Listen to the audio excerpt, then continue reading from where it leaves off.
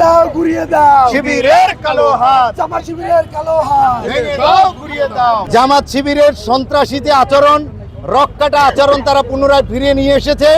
তারা কুষ্টিয়ায় আমাদের নিরীহ ছাত্র অধিকার পরিষদের কর্মীদের উপরে অতর্কিত হামলা করেছে এবং তারা ভুলভাল নিউজ, ভুলভাল সংবাদ সম্মেলনের মাধ্যমে আজকে আমাদের বিতর্কিত করতে চায়।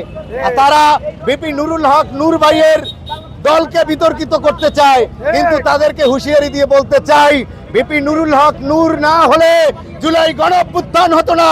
বিপি নুরুল হক নূর ভাইয়ের গণ অধিকার পরিষদ না হলে বাংলাদেশে মানুষের মধ্যে চেতনা জাগ্রত হতো না।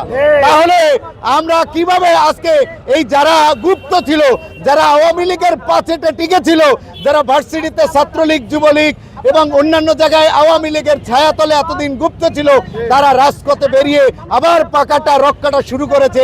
In the heart of the city rises a destination built for greatness. International Convention City, Bosundhara. Life takes a new course. এদেরকে বাংলাদেশ জনগণ মেনে নেবে না, এদেরকে কোনোভাবে ছাড় দেবে না। বাংলাদেশের জনগণ গণ অধিকার পরিষদের নেতৃত্বে এদেরকে যোগ্য জবাব দেবে। আগামী 24 ঘন্টার মধ্যে এই সন্ত্রাসী বাহিনীদেরকে যদি আটক করা না হয়, আমরা কঠোর থেকে কঠোর কর্মসূচি ঘোষণা করব। আমাদের দাবি হচ্ছে আগামী 24 ঘন্টার মধ্যে আসামিদের শাস্তির আওতায় আনতে হবে এবং জামাত যে অপরাজনীতি শুরু করেছে, বাংলাদেশে আমার দেখা প্রথম বিরোধী দল, যেই দল এরকম অপরাজনীতি করে খায়, যেই দল রকেটে খায়। আওয়ামী লীগ শুরু করেছিল হেলমেট দিয়ে, জামাত শুরু করছে তাদের রক কাটা আবার পুনরায় চালু করে। 14 সালকে তারা আবার ফিরিয়ে এনেছে। আমরা তাদের স্মরণ করিয়ে দিতে চাই, 1/11 পরে আপনারাও মাইনাস হয়েছিলেন, আপনারাও কিন্তু গুপ্ত হয়েছিলেন। আমাদের প্রতিমন্ত্রী নুরুল হক নূর বলেছেন যে গুপ্ত থাকার ব্যবস্থা করে দেব।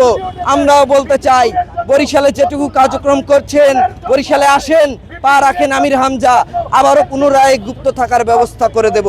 আমরা প্রশাসনের কাছে দাবি জানিয়েছি 24 ঘন্টার মধ্যে দোষীদেরকে অবিলম্বে গ্রেপ্তার করার জন্য।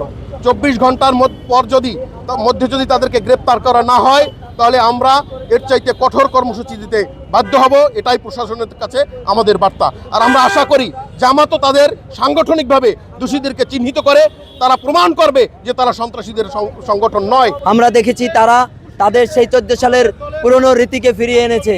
আমরা স্পষ্ট করে বলতে চাই, এই রক্কাটার কার্যক্রম, সন্ত্রাসী কার্যক্রম বাংলাদেশে চলবে না। আমরা দেখি যে আমির হামজা বলেছে তার 14 গোষ্ঠী আওয়ামী লীগ করে, সেই আমির হামজা এখন জামাতের ব্যাচ ধরেছে। আমরা দেখেছি যে আমির হামজা বলেছে যে প্রধানমন্ত্রী শেখ হাসিনার নির্দেশনা না মানলে সে জান্নাতে যাবে না, সেই আমির হামজা এখন পুরা জামাত হয়ে গেছে। সে জামাতের পক্ষ হয়ে কথা বলে, সে ইসলামিক দল বলে। এই সকল কুলাঙ্গার আমির হামজার চামড়া আমরা তুলে নেব। সেই সক্ষমতা বরিশাল তথা বাংলাদেশের গণযুব ছাত্র অধিকারের নেতারা রাখে। আমরা স্পষ্ট করে বলে দিতে চাই, আগামী 24 ঘন্টার মধ্যে যদি ওই কুলাঙ্গারদের বিচার না করা হয়, রক্ষাটা বাহিনীর বিচার না করা হয়, তাহলে আমরা এর জবাব হারে হারে দিয়ে দেব, বুঝিয়ে দিব গণ অধিকার পরিষদ কি পারে, ছাত্র অধিকার পরিষদ কি পারে।